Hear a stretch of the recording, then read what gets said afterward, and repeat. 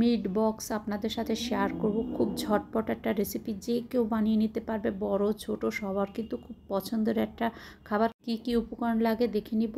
মুরগির মাংস নিয়েছি, কি ছোট ছোট করে কেটে নিয়েছি। লেবু দিয়ে দিলাম, লবণ দিয়ে দিলাম, গরম মশলা দিয়ে দিলাম, হলুদ দিয়ে দিলাম, লাল মরিচের গুঁড়া দিয়ে দিলাম, আদা রসুন পেস্ট দিয়ে দিলাম হাফ চা চামচের চেয়ে কম, সয়া সস দিয়ে দিলাম 1 টেবিল চামচ, টমেটো সস দিয়ে দিলাম 1 টেবিল চামচ, একটা ডিম দিয়ে এখন ভালো করে মেখে নিব। তারপর ভালো করে এটাকে মেখে নিতে হবে। মেখে নিয়ে কিন্তু এটাকে প্রায় 10 থেকে 15 মিনিটের মতন রেস্টে রাখতে হবে। আমি এখন ঢেকে দিলাম। এদিকে আমি একটা মিউনিস বানাবো, কারণ মিউনিসটা অবশ্যই দরকার। 2টা সিদ্ধ ডিম নিয়ে নিলাম, লবণ দিয়ে দিলাম, লেবুর রস দিয়ে দিলাম, তারপরে একটু ভিনিগার দিয়ে দিলাম, 3 টেবিল চামচ দুধ দিয়ে দিলাম, দিয়ে দিব পানি। পানি দিয়ে দিবেন 3 টেবিল চামচ, যেহেতু এটা আমি একটু পাতলা করব। এখন ব্লেন্ড করে নিলেই একটা মিউনিস রেডি হয়ে যাবে। তবে আমি কোনো তেল ইউজ করলাম না, যেহেতু আমি এটা মানে মিট বক্সে দিব, সেই জন্য দেখেন কত স্মুথ একটা মিউনিস রেডি।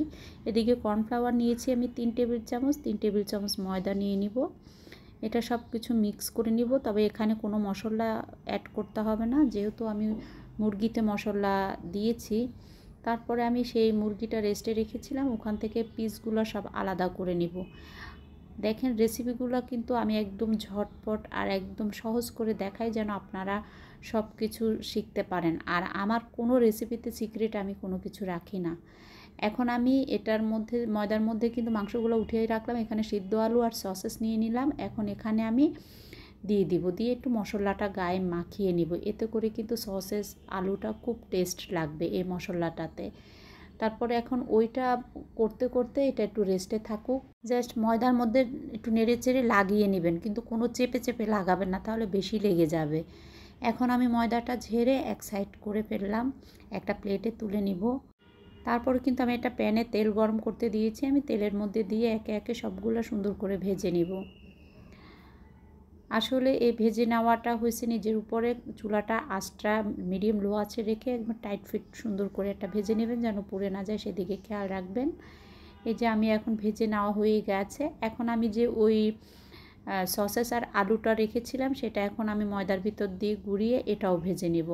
আমার এই রেসিপিগুলো যদি ভালো লেগে থাকে, অবশ্যই আমার চ্যানেলটা সাবস্ক্রাইব করে দিবেন। আর ফেসবুক থেকে দেখলে ফেসবুকটা অবশ্যই ফলো দিয়ে দেবেন। ভিডিওতে একটা লাইক দিতে ভুলবেন না কিন্তু।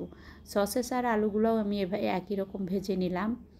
নিয়ে এখন আমি একটা বাড়ির মধ্যে তুলে নিলাম। প্রথমে আমি চিকেনটা দিয়ে দিলাম, তারপরে আমি সেই সসেস আর আলুটা দিয়ে দিলাম।